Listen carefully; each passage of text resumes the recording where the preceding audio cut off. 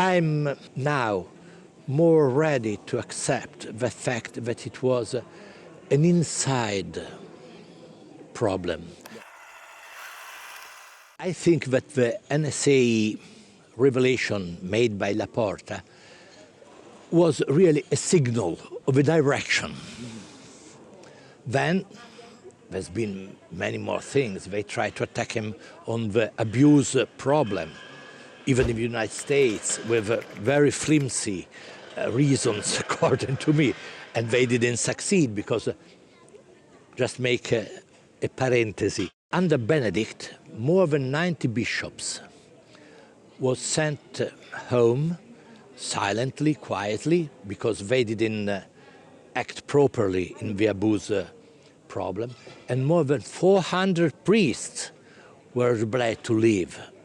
And nobody spoke about it because the media were against it, and still he is attacked on very, very, very, flimsy basis for this. But anyway, I think that the NSA agency was just the direction.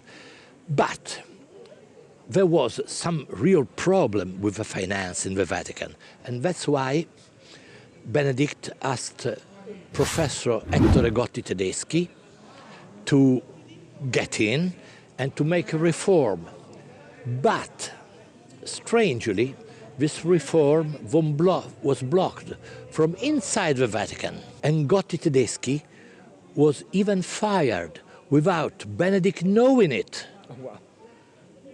And so I think that he realized that he was not governing anymore, but not for outside pressures, from inside betrayal. Since the reform of the IOR and of the Vatican finances were not applied, there were real problems with the banks and with the international system.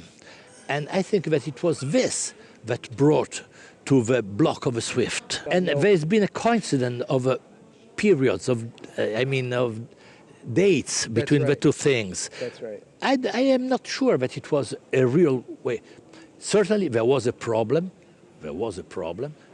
that continued after with the Vatican finances. And I don't know if it's solved right now. For those of you who might not know, the SWIFT banking system made it so that in the days leading up to Benedict's resignation, they weren't able even to use bank machines at the Vatican. The day after his resignation, that was all restored. So some people wondered if that was one of the causes.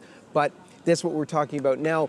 But there are other theories as to what went on at the time and what might have led to it. What were some of those? There was somebody who said that maybe he was blackmailed, but he denied it. A very good friend of me, a very important person, once told me, when Benedict dies, you'll write a book about the renunciation, with the things that I will tell you and the things that Archbishop Vigano will tell you.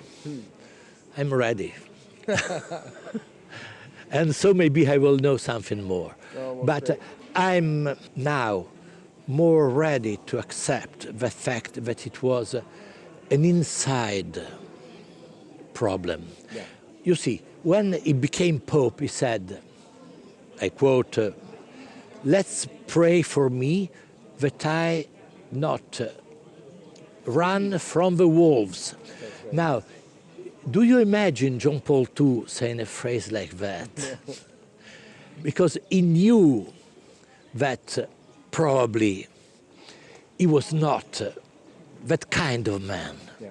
I mean, if you knew that he couldn't govern anymore in the Vatican, another man would have kicked out Bertone, the Secretary of State, put somebody stronger and more faithful, and go on cutting heads.